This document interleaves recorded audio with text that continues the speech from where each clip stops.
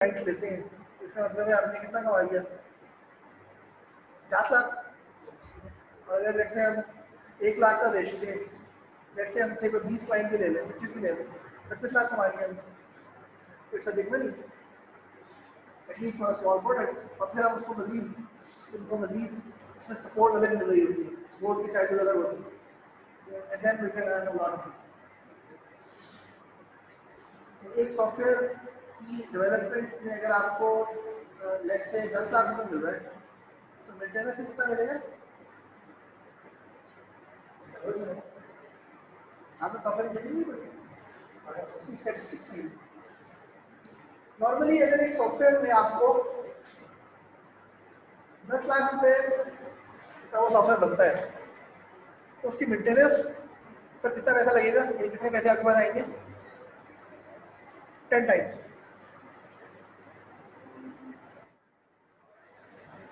यानी 1 करोड़ में आपको उसकी मेंटेनेंस कराएगा। अगर एक सॉफ्टवेयर 1 लाख का आप दे रहे हैं, तो 10 लाख रुपये आपको टोटल आएगा, सपोर्ट वगैरह मिला के। अपना खर्चा अलग के प्रॉफिट आप निकाल लें। अगर 10 क्लाइंट्स को भी दे दिया आपने, 1 करोड़ रुपया, तो these are the big things.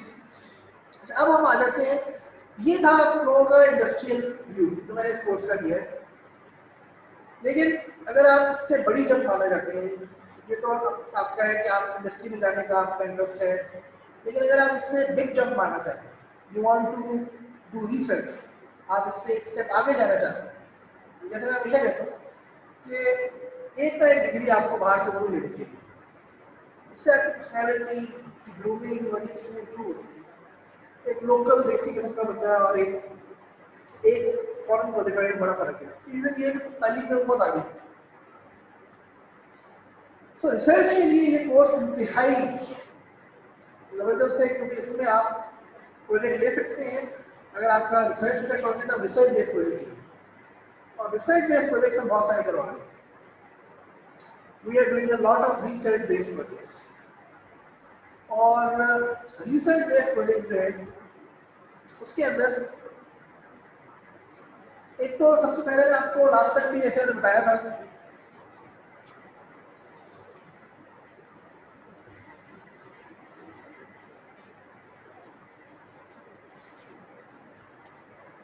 कि यूरोप में, यानी कि जर्मनी, फ्रांस,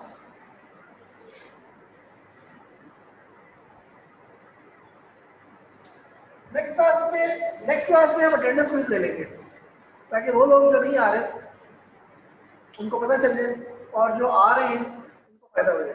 तो आप लोग सबको बता दीजिएगा कि we will be taking attendance quiz. Europe में जो ये कंट्रीज हैं, Germany, France,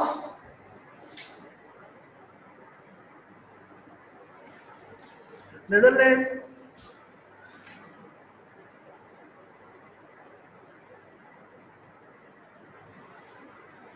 Ireland,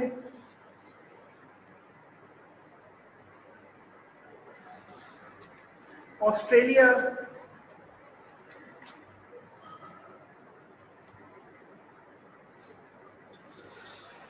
Austria,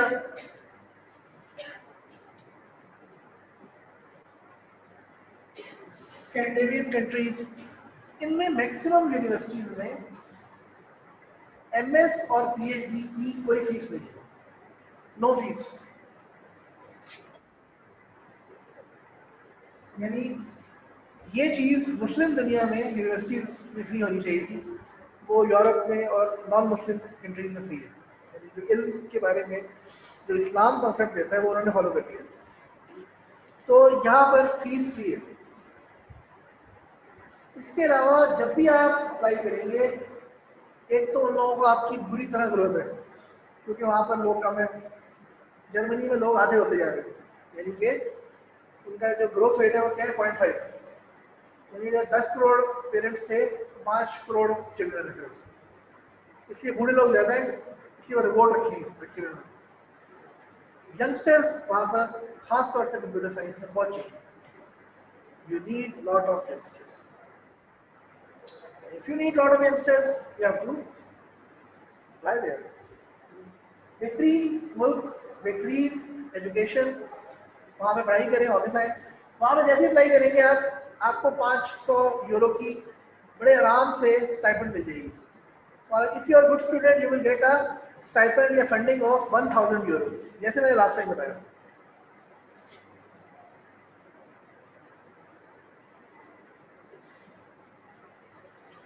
1000 euros में आप शादी करके रह सकते हैं, एक अपार्टमेंट लेके, गाड़ी रख के, शादी करके आप वहाँ पे बड़े आराम से रह सकते हैं। और वहाँ पे PhD is a 9 to 5 job. आप यूनिवर्सिटी जाएँ 9 बजे, 5-6 बजे आराम से घर आए, और सुकून से आपकी जो है वो 3-3.5 साल में डिग्री खत्म हो जाएगी PhD की, या आपका MS है तो 1.5-2 साल में खत्म हो जाएगा, 1 से 1.5 साल में, 2 साल में। और इसमें अगर आप अकेले रहते हैं तो आप 300 से 400 यूरो में बड़े आराम से गुजारा कर सकते हैं, बाकी आपके 600 यूरो बच जाते हैं।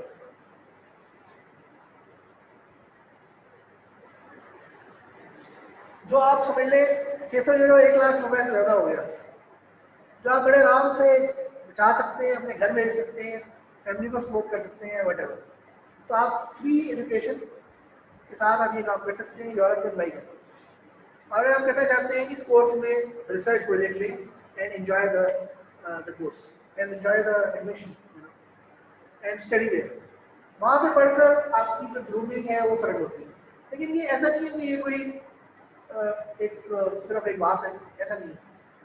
पिछले 8, साढ़े 8, 9 सालों में, साढ़े 8 सालों में मेरे 20+ स्टूडेंट बाहर जा चुके हैं, जिन्होंने मेरे से विजन पढ़ा था और जिन्होंने मेरे से फाइनल ईयर प्रोजेक्ट किया, और जिन्होंने सिर्फ मेरे से विजन पढ़ा था, फाइनल ईयर प्रोजेक्ट कहीं और से किया था, वो तो बहुत सारे और भी है, लेकिन विजन और फाइनल ईयर प्रोजेक्ट जिन्होंने मेरे साथ किया था वो ही 20+ है, और तकरीबन 10-15 इस वक्त तैयार जाने के लिए।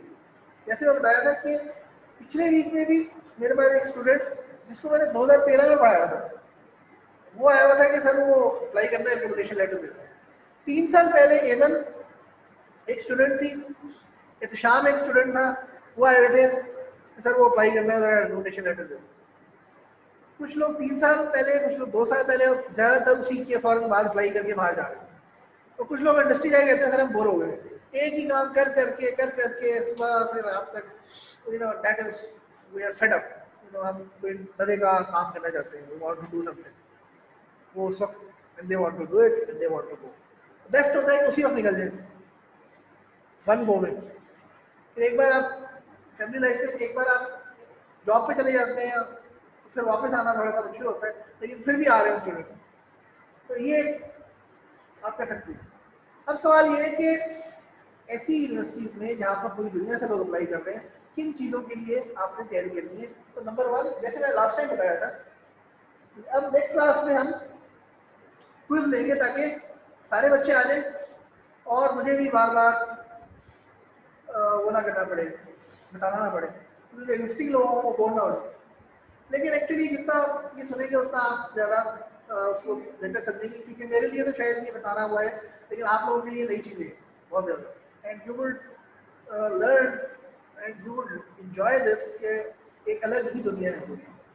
और बहुत सारे स्टूडेंट मेरी वेब पेज पर हैं जिनके एड्रेसेस, ईमेल एड्रेसेस लेकर आप उनको ईमेल करें और उनसे कांटेक्ट कर सकते हैं, यार मैं उधर हूँ तो क्या करना है मुझे, मैंने भी आना है, और वो आपको अपने पास बुलाने के लिए बहुत ही खुश होगा।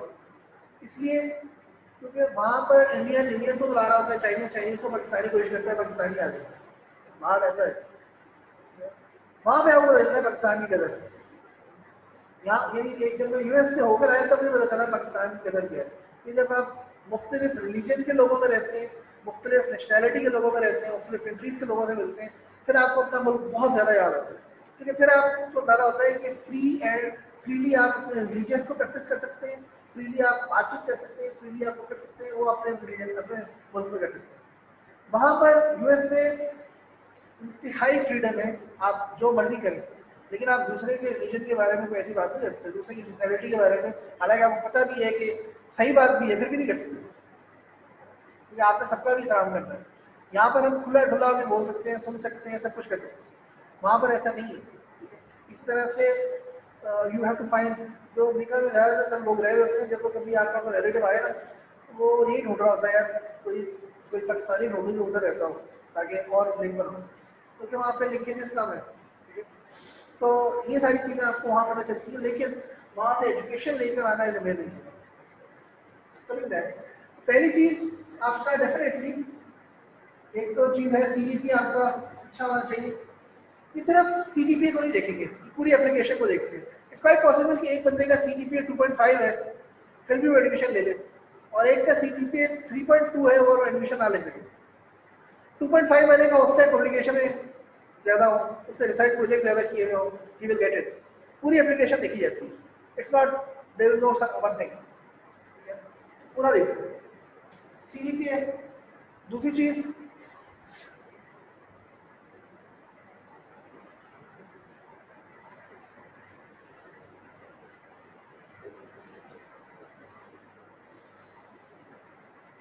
Recommendation letters. मूडल मैंने बना दिया है, लेकिन अभी कुछ चीज़ें उसमें ऐड हो रही हैं, अभी वो खाली पूरी मूडल ही है। Recommendation letters from 3 professor. तो मैं क्योंकि एक पीएचडी प्रोफेसर हूँ, इस एरिया में 15-16 साल से काम कर रहा हूँ, तो मेरा रिकमेंडेशन लेटर मैटर टू करेगा। So if you are a good student, I will give you a good recommendation letter. Oh no, if you are a good student and a respectful student, then I will give you a good recommendation letter. इसलिए हाथ नहीं बढ़ा किया, तो हाथ खड़ा करेगा तो फौरन बताइएगा मुझे, वैसे तो मैं देखता रहता हूँ, ताकि हमारा होम के जो हमारे स्टूडेंट्स हैं उनको इक्वल चांस मिले। Okay,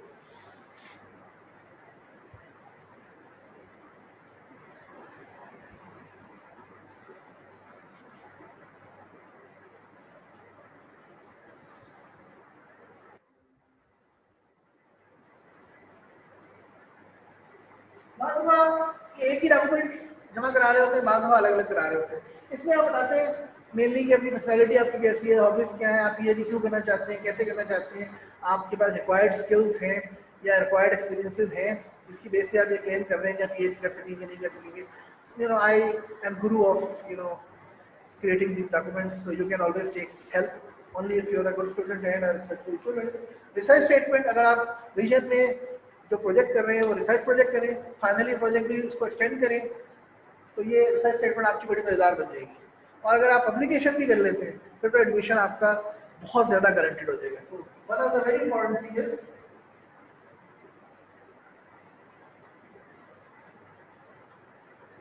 research.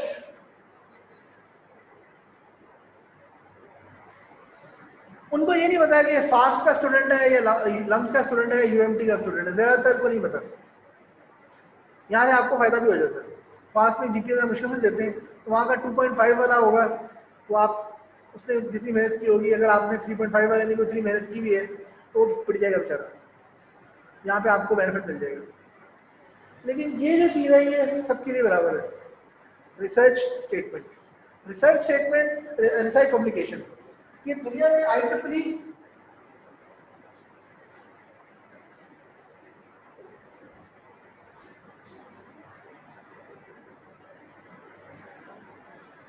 ये नजर आ रहा है IEEE? यस सर, आ रहे। ACM,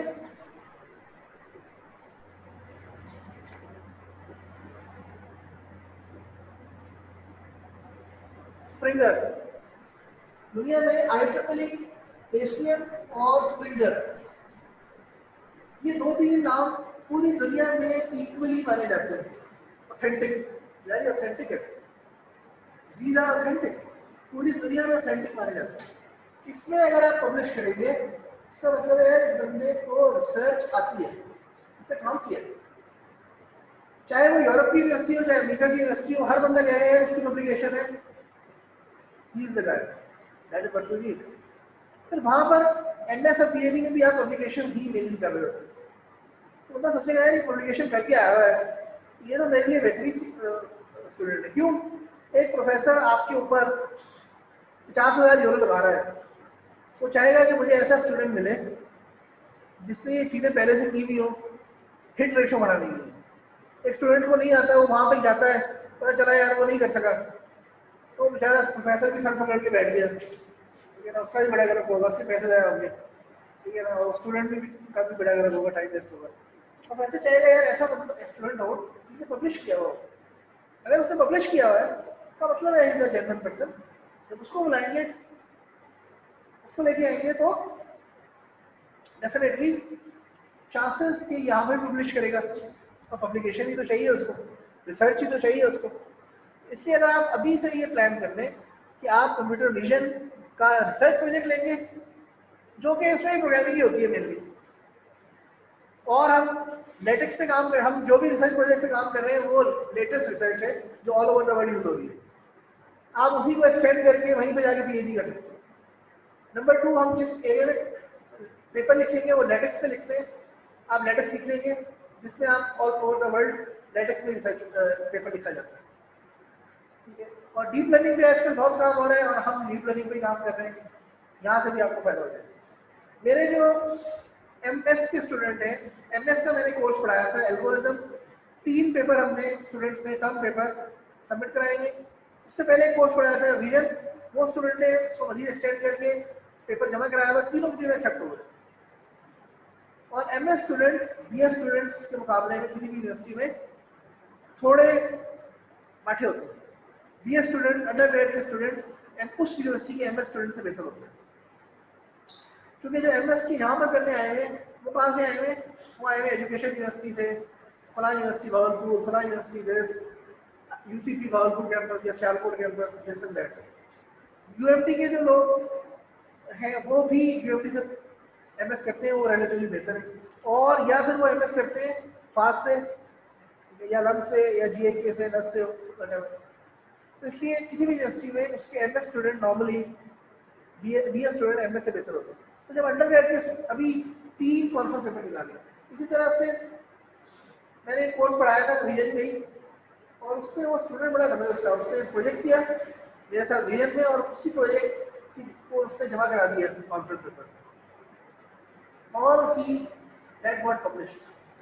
कोर्स की बेस पर उसने पब्लिकेशन निकाली, सच अ ग्रेट स्टूडेंट। और 2 स्टूडेंट थे, 2 स्टूडेंट ने कोर्स की बेसिस पर पब्लिकेशन की।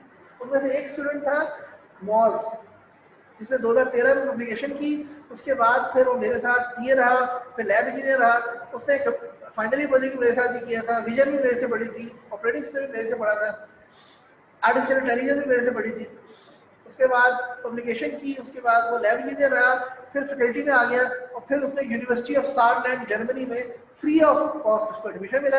वहाँ पर जाकर उसको आई थिंक स्कॉलरशिप भी मिल गई थी। पहला सेमेस्टर उसको खुद पे करना पड़ा, 30-40 हज़ार पर मंथ, रहने का खर्चा खुद उठाया, जहाँ तक मुझे याद पड़ रहा है, और फिर उसने स्कॉलरशिप मिल गई थी। फिर वो 1 साल बाद वापस आया, मैंने उससे कहा यार प्रेजेंटेशन दो यहाँ पे आके, क्या सीखा, क्या पढ़ा, कैसे अप्लाई करते हैं बाहर। उसने फिर प्रेजेंटेशन दी, सब स्टूडेंट ने सुनी, उनको वो भी मोटिवेट हुए, फिर वो दोबारा वापस चला गया पढ़ने के लिए। तो ये सारा काम हमारे स्टूडेंट ने किया है और आप भी कर सकते हैं। तो मैं आपको प्रेफर करूँगा कि अगर थोड़ी सी भी आपको शौक हो रहा है, शौक का मतलब है कि if you want to do it you will do it, चाहे आपका जितनी कम भी है, 2.7 2.8 भी है, 2.9 भी है, 3 है तो बहुत ही अच्छा है। तो आप बड़े आराम से पब्लिकेशन करेंगे, गो अब्रॉड। यहाँ तक के सवाल। अब एक काम ये करें कि ये फॉर्म है, फिल करके मुझे जल्दी से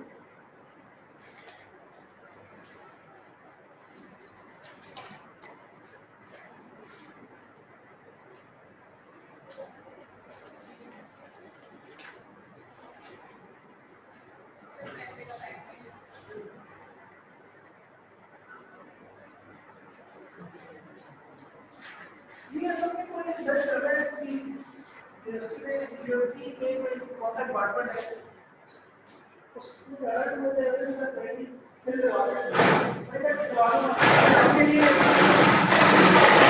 आपके लिए सदका जारिया हो जाएगा।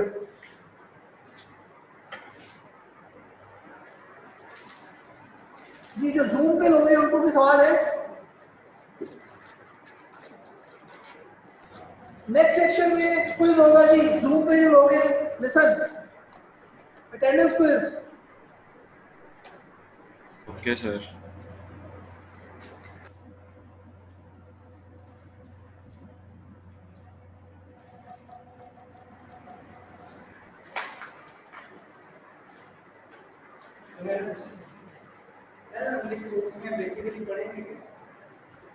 इमेज प्रोसेसिंग कंप्यूटर विजन होती क्या है, पहले तो ये सवाल है।